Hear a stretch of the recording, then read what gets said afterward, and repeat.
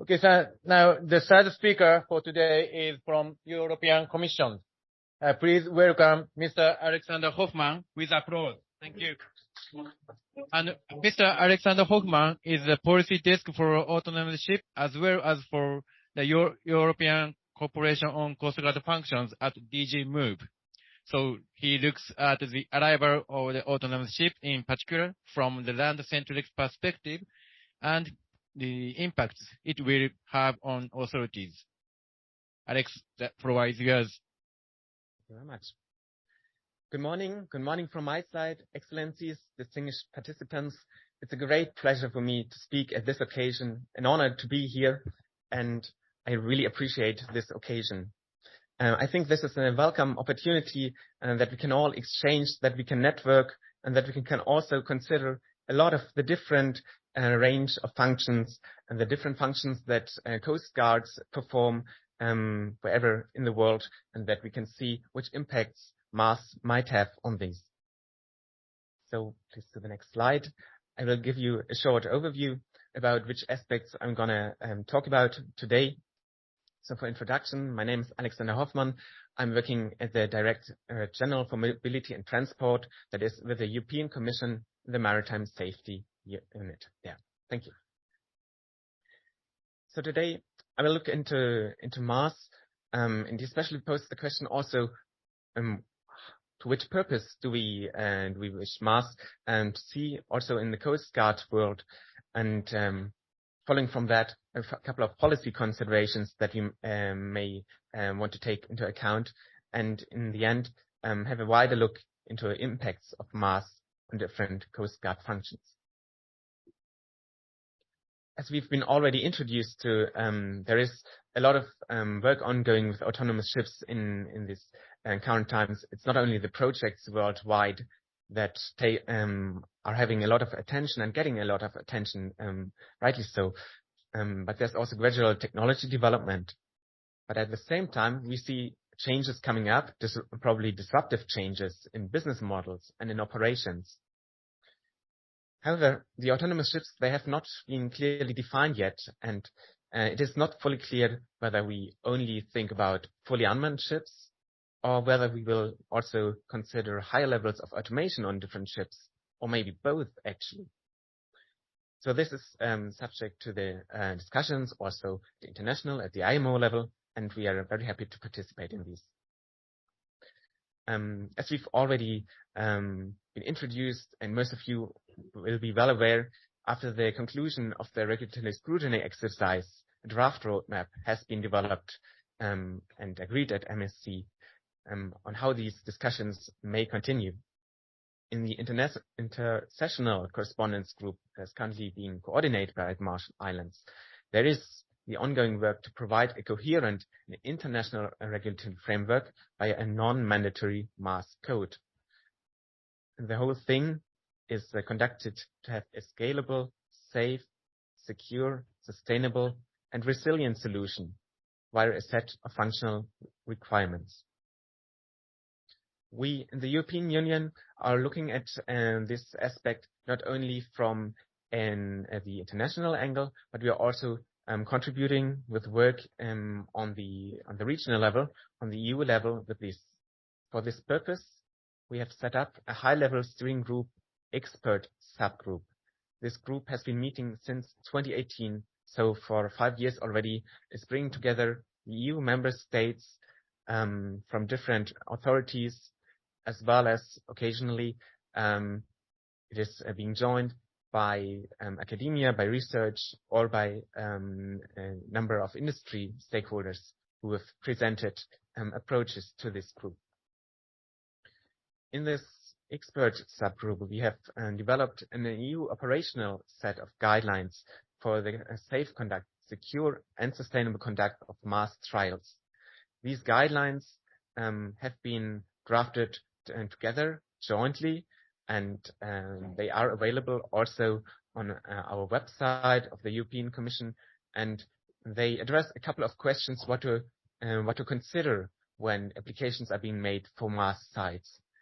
They are guidelines, of course, of a voluntary nature, and they shall not now conclude to one direction or another, but rather open up here the scene, which many aspects are there to consider, to take into account when opening a site for a mass trial, for instance.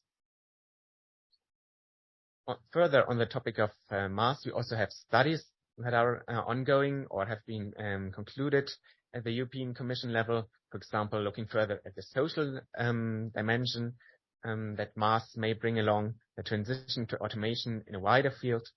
And the same is being done by the European Maritime Safety Authority, EMSA.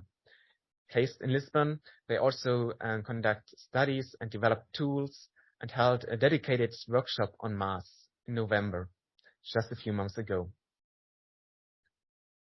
Further, in preparation of the arrival of mass, we also support a number of research projects of different scales, smaller ones and bigger ones, and perhaps some of you may already be familiar with the Autoship project, for instance. With this, I would like to turn to the question, why do we actually consider the use of mass and also consider the use of mass for Coast Guard functions? Well, we are not in full agreement, everyone, yet, what actually is a mass, but we are also still facing the question, what are the drivers? What are masts supposed to be used for? And what is the business case? I think we can well transfer these questions also to the Coast Guard community. The Coast Guard may also think about ways here how to further take benefit from masts by means of an economic optimization of the operations of Coast Guards.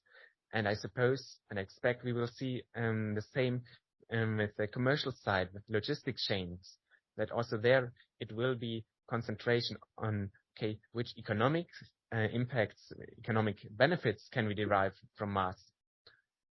At the same time, we shall not take and lose out of sight the safety and the protection of the environment, which can also hugely benefit from the arrival of mass as we see it. In the European Union, we are pursuing a policy dedicated at zero accidents at sea, zero waste and zero pollution. All of this is summarized by the bigger Green Deal objectives, and these form the basic of the transport strategy that we have in the European Commission, the EU Sustainable and Smart Transport Strategy, where specific targets for different modes of transport have been defined. So for Coast Guards, what can we expect from us? Maybe we will see efficiency gains. Maybe we also see gains in increased maritime surveillance. Whatever ideas we have, I think it is fundamental that we cooperate and coordinate internationally for the arrival of safe mass and to make these operations really a benefit to all. I would suggest that we do not only look into why mass could be of benefit for Coast Guards and Coast Guard functions and their daily operations, but also why on the commercial side, masts are being pursued and are being taken into consideration, so that also Coast Guards have a better understanding of how to possibly react appropriately to these masts. For this, we have wondered about the question which trades may be the first ones to be automized, and we think in coastal waters there have been already the most trials, so this is also where we expect the first trades here to be autonomized. And this is what we are preparing also in the European Union. We are preparing for. We have data exchange systems in place, such as the system of the safety net environment or the integrated maritime services that are available to EU member states and EEA member states and authorities, and shall help support this by having, for example, the positions of ships in a near real-time perspective. When we think about the degrees of autonomy that different masts will have, we may well have the chance to distinguish between ocean-going vessels and those national vessels that will be on a national or a regional scale, or predominantly so. Perhaps these may also follow different requirements and different, perhaps, regulatory regimes. This is something that a discussion would be very fruitful to have. We may even consider that a ship may switch between different regimes or different degrees of autonomy during the same voyage. So for this to become a reality, we consider it is essential that interoperability will be ensured, and interoperability not only between different masts, but also interoperability with ships steered by humans, so the mixed traffic situation.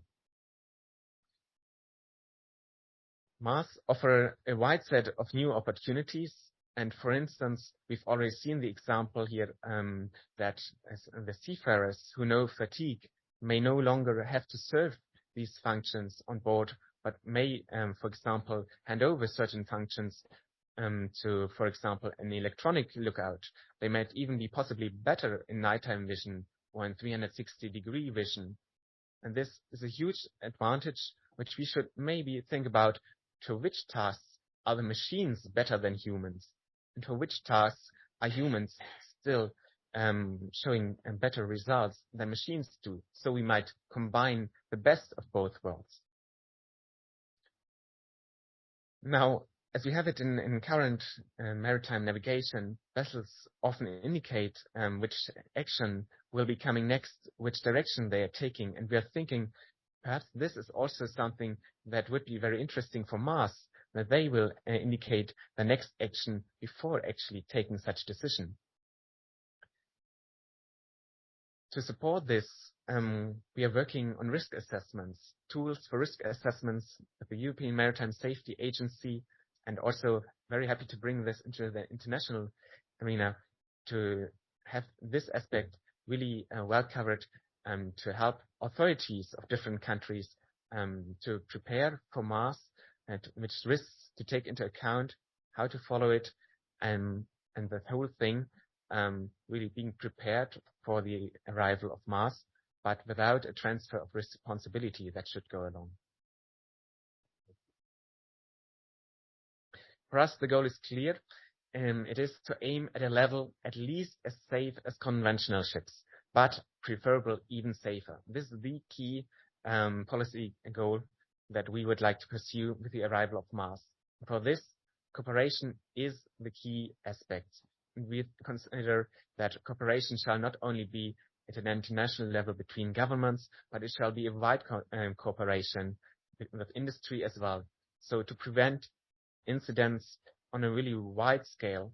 So to have, for instance, provisions for the loss of communication, to have a wide sharing of experience, and this not only of incidents, but also on a wider context, perhaps even including sensor data that could be made available across industry, and to prevent accidents really early on, upfront. So it's all about trust building in masts. Here, preventing accidents, this is a task that everyone will benefit from. The first accident will set us back a lot, so we should avoid accidents at all costs. We should really make sure that while the autonomous technology is becoming available, here the trust is the first thing we need to address, building trust across all partners here into the high levels of automation. So I would be very happy to see us all work together on this in a common effort. Turning now more closely to the Coastguard functions at the EU level. The European Union supports the different member states of the EU that are in charge of Coastguard functions. And the EU does so also with the support of its own agencies, for example, the European Maritime Safety Agencies. In the European Union, we understand Coastguard functions as a wide set of different activities, and these include a list that we have here. I won't read them out to you, but just to know, it is as far as customs, law enforcement, environmental aspects, search and rescue, as well as fisheries control. Next. So we'd like to see masts there as complementary to patrol boats, to have drones there involved as well, and perhaps to have masts not only covering one Coastguard functions, but have perhaps different boats or different masts pursuing one Coastguard function each.